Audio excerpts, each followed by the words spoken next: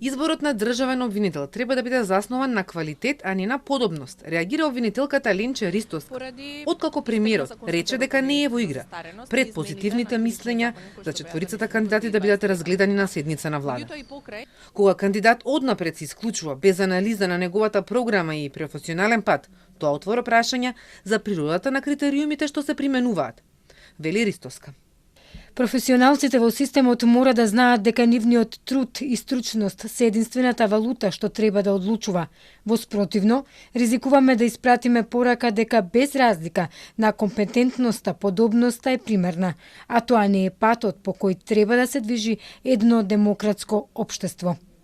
Премиерот во вчерашното интервју на Канал 5 рече дека владата се уште го нема добиено записникот од Советот на јавните обвинители и ќе се произнесе откако ќе го добие, но за Ристовска беше дециден.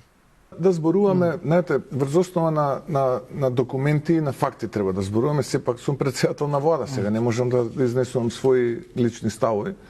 Да ги добиеме записниците и тогаш ќе излезе. Еве поинаку да го формулирам прашање. Дали сите се во игра, вклучително и Ленче Ристовска? Апсолутно не се сите во игра и мојот став поврзано со тоа име е апсолутно дека тоа име не е во игра.